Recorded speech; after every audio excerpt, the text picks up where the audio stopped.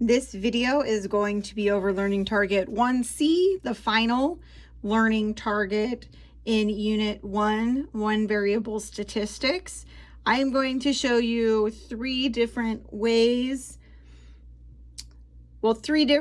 types of problems that will require you to find the outliers. This first one is fairly easy and requires no formula.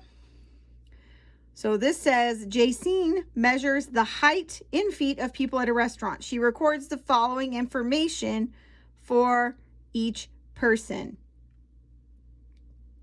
She has -1, 5.5, 5.6, 5.8, 6.6, 6.6, 6.1. Okay, the first question, what is the outlier? How do you know?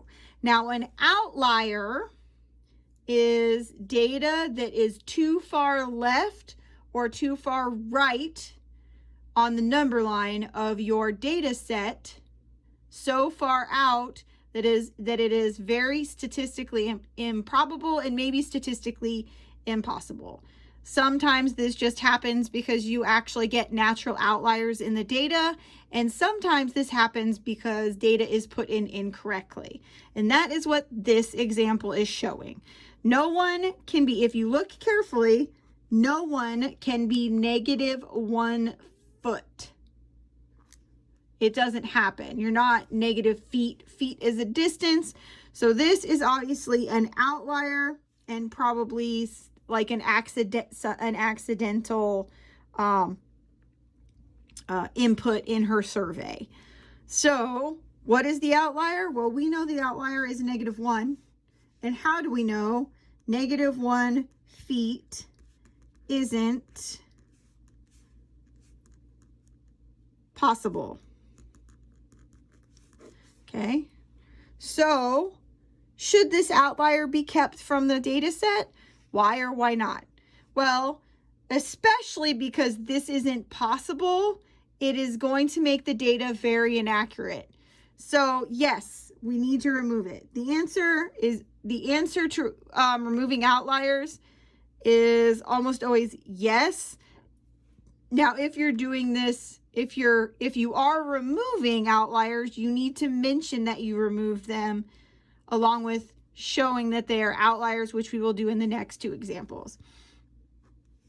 So yes, it is not possible and skews the data. Remember, we don't like skew, we like more symmetrical data. We don't always get it, but we really like it. Okay, now it says, how would removing the outlier affect the center and the variability? So obviously, if this outlier is removed, it's on the left. So this data was probably skewing left. This -1 was pulling everything down. So as for the center, the mean and the median would get closer together. The mean was probably pulled this way, and it will go back to being closer to the median. So the mean will get closer to the median, and that's your measure of center, and the data will become less variable. Because if we're taking this out of the spread, this was -1 and 6 is all the way over here. That's a large spread. When we remove that, now it's between 5.5 and 6.1. Do you see how that's a smaller distance? We've made the data more consistent and less variable. So the data will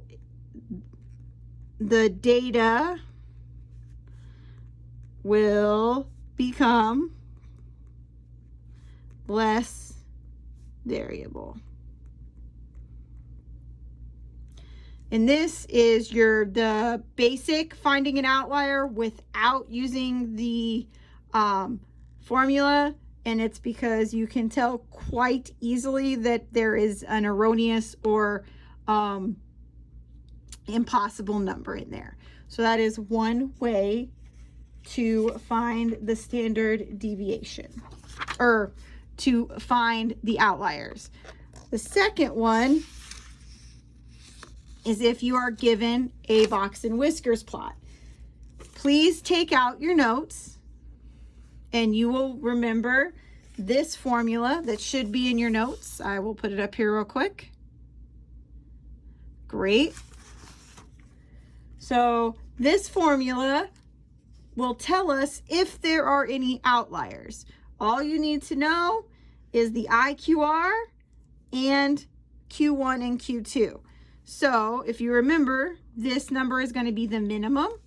This is where Q1 is going to be every time. This is where the median is. We don't really need it, but I'm going to show you. And this is going to be where Q3 is. Okay. And to find the IQR, remember, that is just Q3 minus Q1. So we can find that as well. We go down here. We see that Q3 is equal to the number that is halfway between 50 and 60, which is 55. And we go here, and Q1 is the number between 30 and 40 halfway, which is 35. So our IQR is 55 minus 35, and that is 20. Okay. So this is our IQR. And our formula said that we would take Q1. So to find this, I'm going to move it up a little.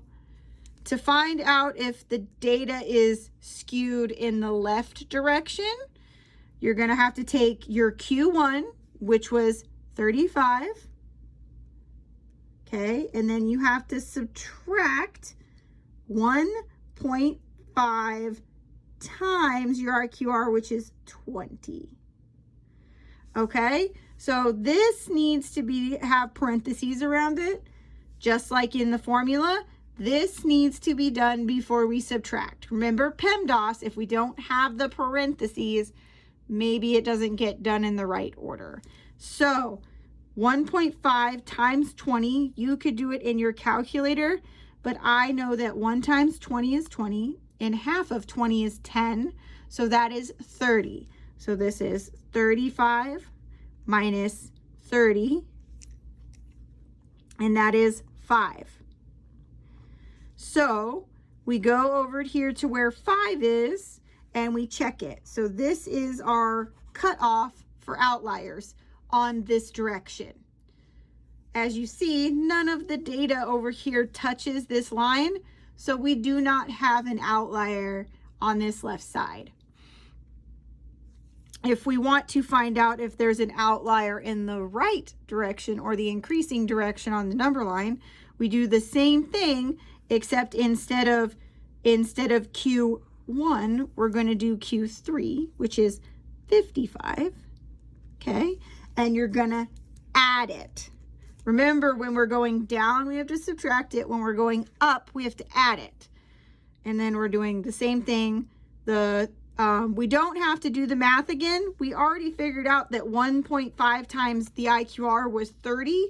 So we can just add 30. We don't have to do the math again if you don't want to. Just use whatever value you used here. I used 30. And use 30 here. So then we know 55 plus 30 is equal to 85. Okay. So you're going to go here, and you're going to, where 85 is, that's your cutoff point. But you can see the data goes further than that. Anything past this point is an outlier. So we can say for sure, we don't know what's in here, but we do know that 95 right here is an outlier.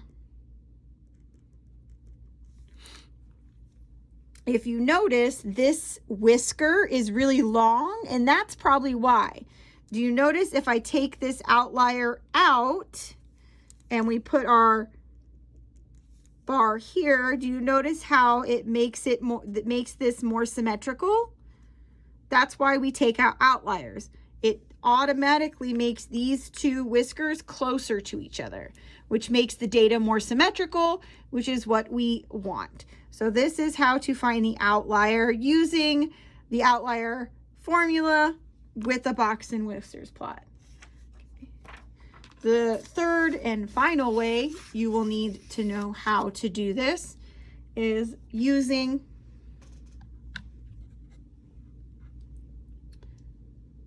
a table, okay? So if you noticed, this is the same data that we have used already.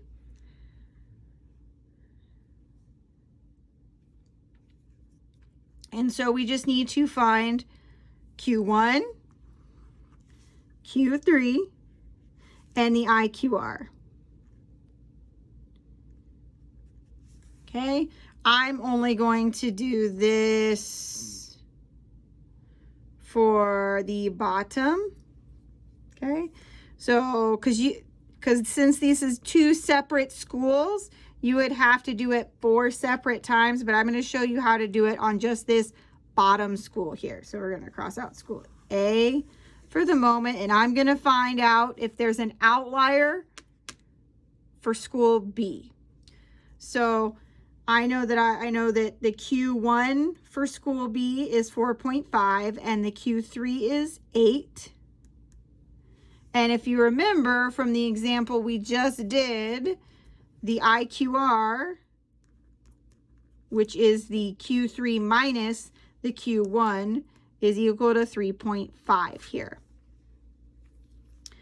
So if we want to find if anything's going lower, if we want to find if there's a lower one, we have to take Q1, which is 4.5, and we need to subtract 1.5 times 3.5. A little x there. Okay. This is the point where you could probably start getting out your calculators. I'm not requiring you to do this math in your head. I'm just want you to be able to interpret this more than anything. So you can do the way you would want to do this is I can take 1 times 3.5, which is 3.5, and then half of 3.5 is 1.75. And so if you add that, that's a 0. If you add that,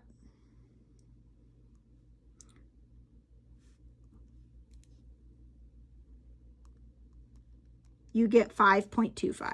So 4.5 minus 5.25, that's going to be a negative number. It's going to be negative 0.75. Again, you can use your calculator for this.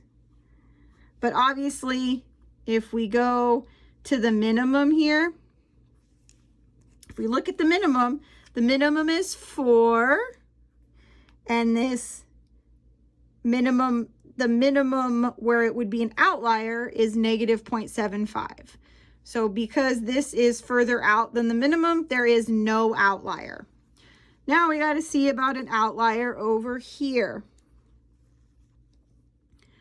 Q3 is 8, so we have 8. Remember this, when we're going up, we add. And we need to subtract, or we need to add 5.25. That 8 plus 5 is 13, plus 0.25 is 13.25. And if you look over here at the maximum, it is 8. So, and this is the cutoff. If it was past this point, it would be an outlier. But you see we have no outliers. But these would be the points where the outliers are at. So what will happen to the measure of centers? You would say NA. This is probably not going to happen on the assessment. There probably will be an outlier, but this is the method you would take. This is the last thing you will have to be able to do to finish the quizzes and assessment for Unit 1, which is one variable statistics. Good luck.